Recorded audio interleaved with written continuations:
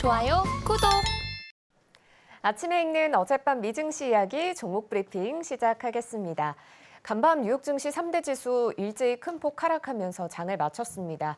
다우존스 0.96%, S&P 500 지수 0.92%, 나스닥은 1% 넘게 빠지면서 전체적으로 파란불을 켜내는 모습이었습니다. 미국의 경기 호조로 인해서 연준이 금리 인하를 늦출 거란 시각이 우세해지자 국채 수익률이 급등했고 미증시는 이처럼 일제히 하락하는 모습이었는데요.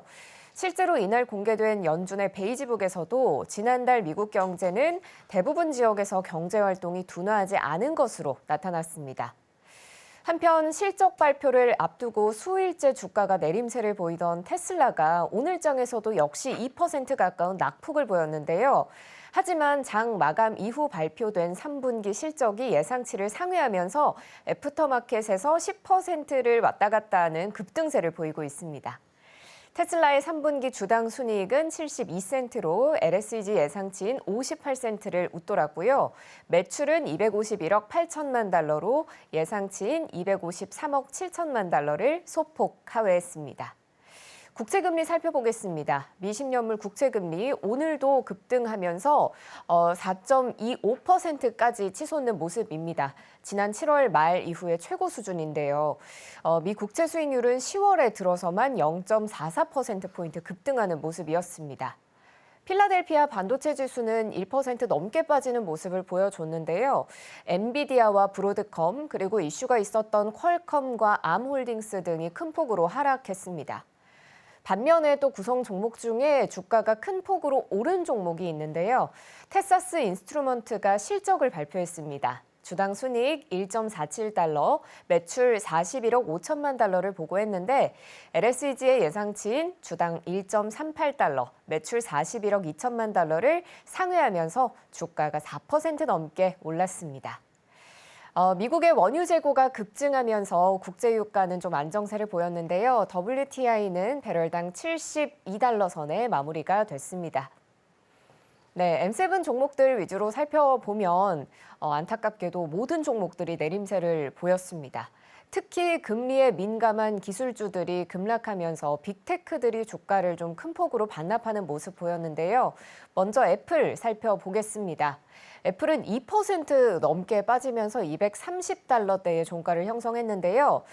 애플의 CEO죠. 팀 쿡 CEO가 중국을 방문 중입니다. 이 중국 시장 확대를 위해서 노력하는 모습 보이고 있는데 중국의 공업정보화부 장관을 만났습니다. 이 자리에서 팀 쿡은 대중 투자를 늘리고 중국의 공급 업체들의 고품질 개발을 돕겠다고 이야기했다고 하는데요. 한편 애플은 챗 GPT 기능을 포함한 애플 인텔리전스 기능의 베타 버전을 공개했습니다. 개발자와 얼리 어댑터를 위해서 미리 보기로 제공이 됐지만 다음 주에는 애플 인텔리전스의 일부 기능이 포함된 iOS 18.1 버전을 공식 배포합니다. 애플의 또 다른 이슈는 비전 프로인데요. 애플이 혼합현실 헤드셋인 비전 프로 생산을 대폭 축소했다라는 디인포메이션의 보도까지 나왔습니다. 애플 계속해서 지켜봐야겠습니다. 다음으로 마이크로소프트 역시도 하락했는데 0.68%가량 하락했고요. 엔비디아는 애플보다 더 큰 폭으로 빠졌습니다. 2.81%의 낙폭을 그려냈습니다. 젠슨 황 CEO가 덴마크에서 열린 행사에서 블랙웰 칩에 대한 결함이 있었지만 제조 파트너사인 TSMC 덕에 이 문제가 해결됐다라고 밝혔습니다. 젠슨 황 CEO는 설계의 결함으로 수율이 낮았고 이건 100% 엔비디아의 실책이라고 말하면서 블랙웰 생산 지연으로 이 엔비디아와 TSMC 간의 긴장, 신경전이 벌어졌다는 소식도 가짜뉴스다라고 못 박았는데요. 이런 해명에도 불구하고 주가는 뒷걸음질 치는 모습이었습니다. 알파벳 역시 하락했습니다. 1.4%의 낙폭을 보였는데요. 구글이 퀄컴과 함께 생성형 AI 기반의 차량 내 콕핏 솔루션을 개발한다라는 소식이 전해졌습니다. 구글의 AI 모델인 제미나이 나노가 퀄컴의 이기종 엣지 AI SoC를 통해서 구동이 되고 이를 통해서 생성형 AI 기반의 차량 내 경험을 구축할 수 있도록 한다는 방침인데요. 여기서 이기종 컴퓨팅은 하나 이상의 프로세서 또는 코어를 쓰는 시스템을 말합니다. 다음으로 살펴볼 아마존, 메타, 브로드컴 역시도 모두 하락세를 그려냈는데 2%, 3% 넘는 하락폭을 그려내면서 오늘은 M7 종목들 굉장히 큰 폭으로 하락세를 그려냈습니다. 이어서 투데이 하스탁입니다. 먼저 보잉 살펴보겠습니다. 1.76% 하락하면서 종가는 157달러 선에 마무리가 됐는데요. 계속된 악재에 마주한 보잉이 2020년 이후에 가장 큰 분기 손실을 보고한 뒤에 주가가 하락하는 모습을 보였습니다. 분기 매출은 1% 감소해서 178억 4천만 달러에 그쳤고요. 61억 7천만 달러의 분기 순손실을 기록했습니다. 보잉은 5주째 3만 명 이상에 달하는 보잉 최대 노조가 파업을 이어가고 있어서 인기 기종인 737 맥스를 비롯해서 767, 777기 등 상업항공기 제작이 중단된 상태입니다. 노조원들은 임금 35%가 인상된 잠정 협상안에 대해서 조만간 이제 곧 투표에 돌입할 예정인데요. 장기간 지속된 파업이 과연 종식될 수 있을지 시장은 촉각을 곤두세우고 있습니다. 이어서 맥도날드 살펴보겠습니다. 5% 넘는 낙폭을 기록했는데요. 이슈가 있었기 때문이죠. 현지 시간 22일 미국 질병통제예방센터 CDC가 맥도날드에서 대장균에 감염된 햄버거를 먹고 1명이 숨지고 10명이 입원했다고 밝혔습니다. 총 10개 주에서 50건의 사례가 보고됐고 피해는 콜로라도와 네브래스카에 집중됐는데요.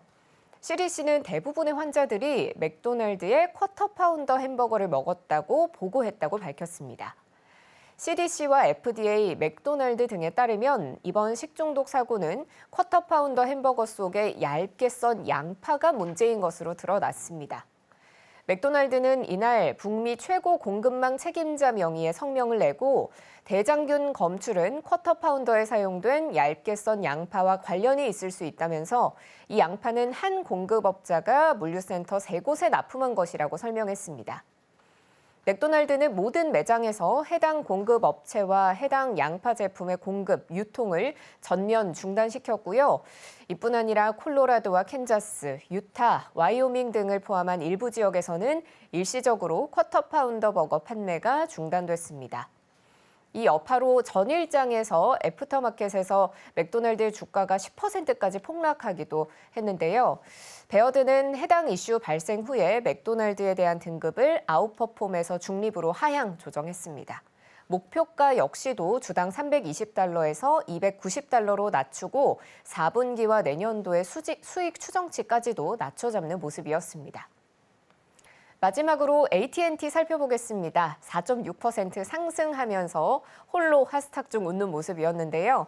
통신사 AT&T가 3분기 실적을 발표한 후에 주가가 큰 폭으로 올랐습니다. 조정된 주당 순이익은 60센트로 LSEG의 예상치인 57센트를 상회했는데 매출은 월가의 기대치인 304억 5천만 달러에 미치지 못했습니다. 302억 달러의 매출을 보고했습니다. 하지만 월간 신규 무선전화 가입자 수가 40만 3천 명 늘어나서 전문가 예상치인 39만 4,600명을 웃돌았습니다. 회사는 또 가입자의 이탈률이 1% 미만이라고 밝혔는데요. 하지만 어제 방송에서 버라이즌 실적 발표 때 전해드린 바와 같이 고객들이 휴대전화를 바꾸는 사이클이 늦어지면서 장비 수익률은 감소한 것이 매출에 부담을 줬습니다. 지금까지 아침에 읽는 어젯밤 미증시였습니다. 좋아요, 구독!